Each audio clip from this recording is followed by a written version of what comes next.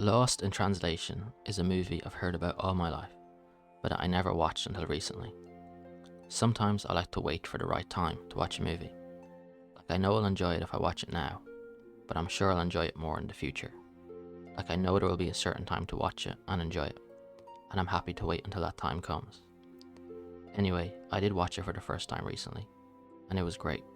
I really enjoyed it, but strangely, I'm not even sure what about it was so enjoyable. There's no story here as such. It's rather a collection of happenings taking place in a big city that altogether aren't that important, but I guess that also could be a description of any of our lives, so maybe that's why it resonates. It's not an out-and-out comedy, but there are definitely some funny moments. It's not an out-and-out romance story, but there are definitely some romantic moments. It's not an out-and-out tragedy, but there are definitely some tragic outlines to the characters and their predicaments.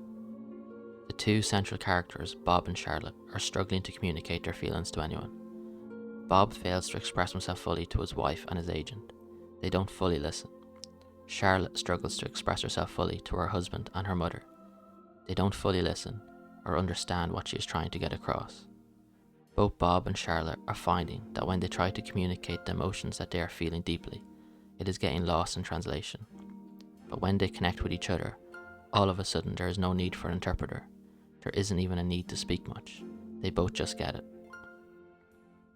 It is a sweet, poignant movie about the ancient human need for companionship, even if it is just to stop oneself from going insane.